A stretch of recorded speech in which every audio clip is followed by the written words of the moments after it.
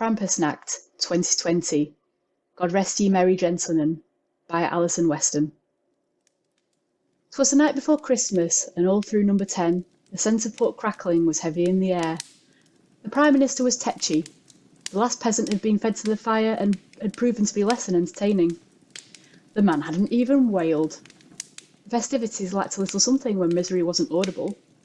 Was he meant to listen to the cabinet carolling? Unthinkable. Do we have any live ones left? The Chancellor was propped idly against the chimney breast, crimson fluid swirling, languid in his crystal glass. The Merlot was of an especially good year, or so his aide had informed him. Alistair Darling's stuffed head, above the mantelpiece, glassily surveyed the scene. It was made more merry by the tiny rubies hung like baubles from his unusually bushy eyebrows. I sent Farthington out over an hour ago for fresh ones, but it seems we have no such luck. Parliament had begun burning peasants in 2030 as an experiment to see what they could get away with. When some of the populace had protested, they had been reminded that burning peasants had been in the manifesto that a majority had voted for.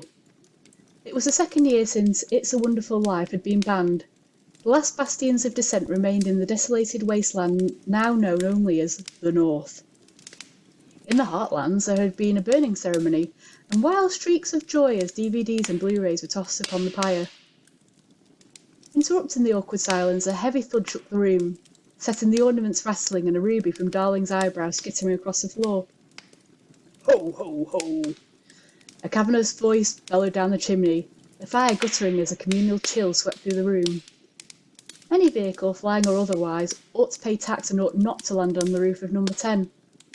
There were rules about such things, the Prime Minister thought bleakly as the Chancellor glared at him in an accusatorial manner. I thought you had all the bloody Liberals shot. The reanimated voice of Margaret Thatcher screeched, part mechanism, part cockatoo, the sleek ebony box where her distilled soul now resided rattling ominously. You know better than to upset Lady Madge with talk of Liberals. Lifting the box, the Prime Minister cooed soothingly to it. The great Liberal hunt had been the brainchild of the Home Secretary, and the Prime Minister had been trying to pass it off as his idea for the last several years. One of these days he was sure the man would happen upon a long, dark staircase, and after that it would be easy to spin who had done what. When do you think Ed will show up this year? As though in answer, an ominous whoosh emanated from the chimney, followed by a lavishly wrapped box, hop, skip, jumping out of the fire and landing at the Prime Minister's feet. Giving the box a cursory glance and a pat down, he offered it out to the Chancellor. Says it's for you, old chap. Rather than wondering at the provenance of the slightly charred package, the Chancellor ripped it open with gusto.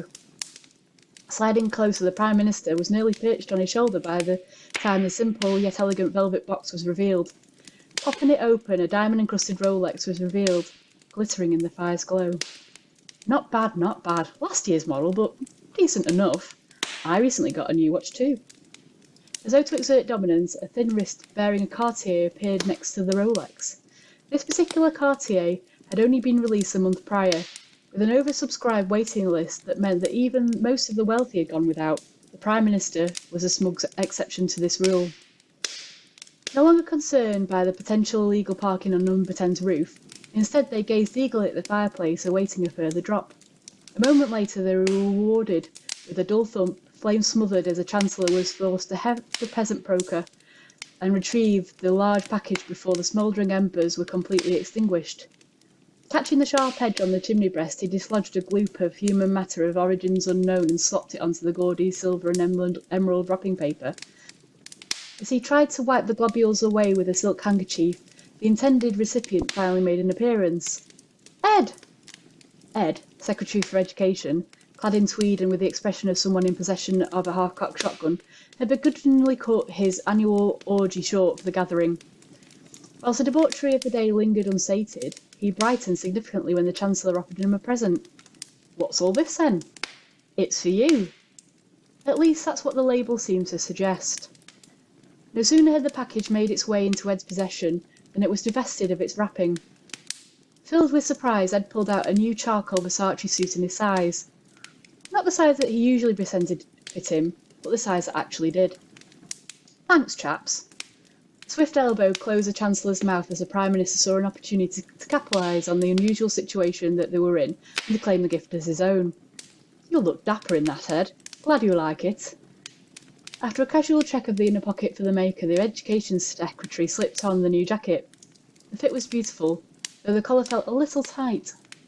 Wedging a thick finger into the fabric, he was tugging it distractedly when the rest of the cabinet arrived singing the newly authorised version of Silent Night, which had been changed to a minor key to discourage seasonal cheer.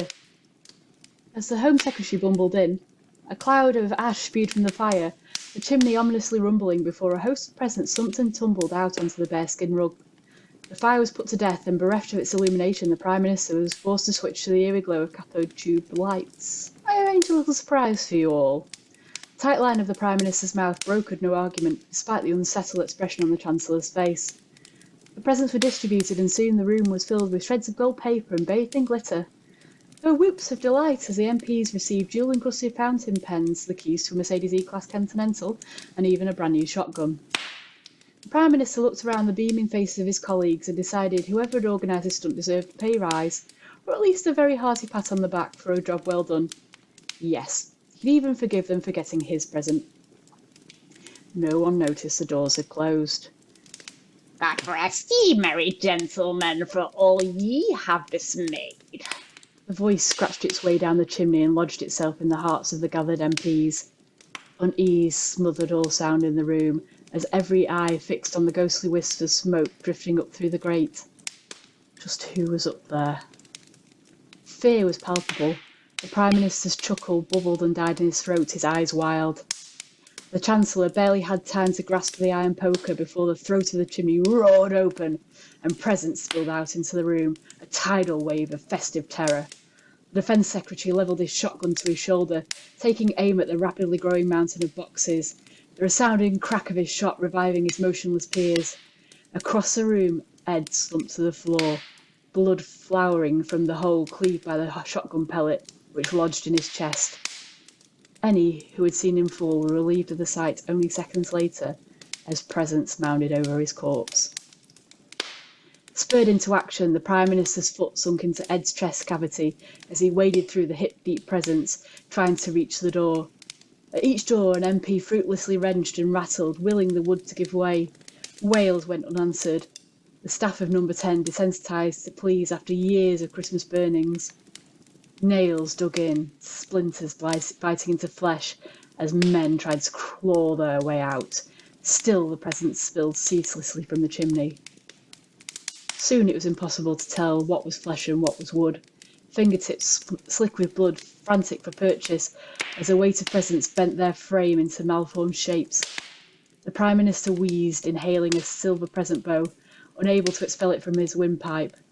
Air gargled from beleaguered lungs as he tried to wrench arms from his side to remove the bow, only to find them locked in place by the weight of gifts, which had now reached the ceiling. It took some time for him to die, despite the bow's ribbons reaching down his throat.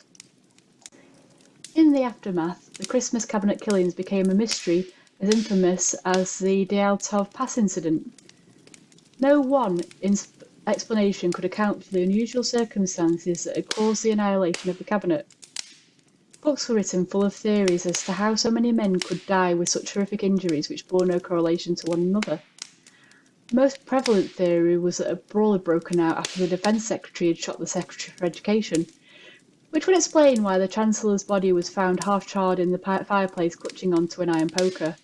That didn't explain why the Prime Minister had been asphyxiated with no ligature marks or no defence wounds, or why the Home Secretary's nail beds were found impaled into the door.